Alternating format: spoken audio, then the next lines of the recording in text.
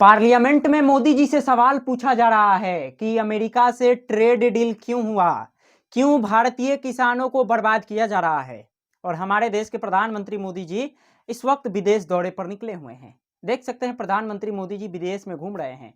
देश में पार्लियामेंट का सेशन चल रहा है और सांसद सवाल पूछ रहे हैं और मोदी जी देश छोड़ के बाहर निकल चुके हैं घूमने के लिए। अब यह भी हो सकता है कि व्यापार समझौते के लिए मोदी जी गए होंगे, हो सकता है गए होंगे। लेकिन आप देखिए भारत और अमेरिका के बीच जिस तरह से रातों रात समझौता हुआ, आखिर वो कारण कौन सा है। आज भी पार्लियामेंट में ये नारे लगे, नरेंद्र सरेंडर हो गए, नरेंद्र सरेंडर हो गए। कांग्रेस के बड़े बड़े सांसदों ने ये नारा लगाया। ये नारा यूपी के सदन में भी गूंज उठा। समाजवादी पार्टी के बड़े बड़े नेताओं ने भी ये नारा लगाया कि नरेंद्र सरेंडर, नरेंद्र सरेंडर।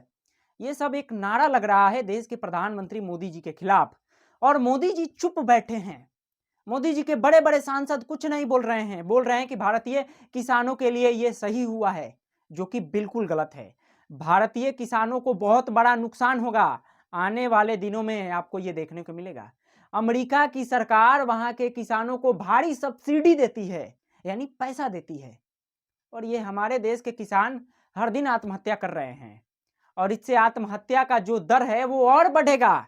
आप इंतजार कीजिए, आपको इसी चैनल पे मैं बताऊंगा कि भारत में किसान किस तरह आत्महत्या कर रहे हैं, और उसका कारण सिर्फ ये ट्रेड डील ही रहेगा। रातों रात समझौता हो जाता है, और लोग ये बता रहे हैं, विपक्षी दल के नेता ये बोल रहे हैं कि एप्स्टीन फाइल में ये हरदीप पुरी जो बीजेपी के नेता हैं इनका भी नाम आ चुका है। अब तक कोई कार्रवाई नहीं, ये अनिल अंबानी इनका भी नाम आ चुका है, और नाम आने वाला था प्रधानमंत्री मोदी जी का। लेकिन उससे पहले नाम आए, मोदी जी ने ट्रंप के सामने झुक गए और बोले कि आप जो बोलिएगा वही हम करेंगे। ये बात कल पार्लियामेंट में असदुद्दीन ओवैसी जो एमआईएम के चीफ हैं वो बोल रहे हैं कि एक गोरी चमड़ी वाला ये फैसला करेगा कि हम कहां से तेल खरीदेंगे, कहां से क्या करेंगे। अमेरिका कौन होता है फैसला करने वाला, ये पार्लियामेंट में कल पूछ रहे थे। लेकिन प्रधानमंत्री मोदी जी नहीं थे, बीजेपी के बड़े बड़े सांसद थे, लेकिन जवाब कोई नहीं। मैं चाहूंगा कि असदुद्दीन ओवैसी जी का आप बयान सुनिए। डायरेक्टली इनडायरेक्टली अगर हम रशिया का ऑयल लेंगे तो 25% लगा देगा। कौन है सर वो गोरी चमड़ी वाला वहां बैठकर हमको बोलने वाला? किस हमने इस मुल्क को आजाद इसलिए करवाया था कि वहां बैठकर बोलेगा मैं जिससे चाह तेल खरीदूंगा। तुम होते कौन हो? तुम मेरे माई बाप हो क्या?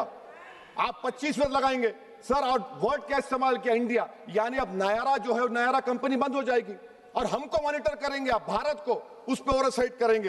अफसोस की बात है कि सरकार खामोश है। सर 2019 में ईरान का ऑयल मत लो बोले, आपने गलती की, आपने ईरान का ऑयल नहीं लिया। तो अमेरिका ने कहा कि इराक से लो, कंपेरेबल रेट पे, कंपेरेबल रेट पे, मार्केट रेट, नॉमिनल प्राइस पे नहीं। आज यूएस कह रहा है कि मोनोपोली रेट पे लो। कहां है सर? क्यों हम क्यों कर रहे हैं? क्यों इतना गिर रहे हैं इस गोरी चमड़ी वाले के सामने? आखिर हमारी हमियत कहां है? इन सवालों का जवाब कौन देगा? ओवैसी जी ने जो सवाल पूछा है, मैं आपसे पूछना चाहता हूं, क्या इसका जवाब बीजेपी के बड़े बड़े लोग देंगे, बीजेपी के बड़े बड़े नेता देंगे? नहीं देंगे। प्रधानमंत्री मोदी जी को संसद में आने से मना किया गया। मना कौन किए? ये ओम बिरला, सदन के स्पीकर, बोल रहे हैं कि कांग्रेस की महिला सांसदों से मोदी जी को खतरा है। कौन सा खतरा है बता दें ओम बिरला जी, कि महिला कांग्रेस की जो सांसद है वो क्या करने वाली थी प्रधानमंत्री मोदी जी के साथ। जितना झूठी अफवाहें फैलाकर प्रधानमंत्री मोदी जी को सिर्फ रोकना था कि वो सदन कैसे भी ना आए, और उसमें कामयाब हो गए।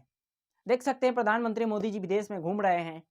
फिर कोई नया समाचार आएगा कि प्रधानमंत्री मोदी जी ने बहुत अच्छा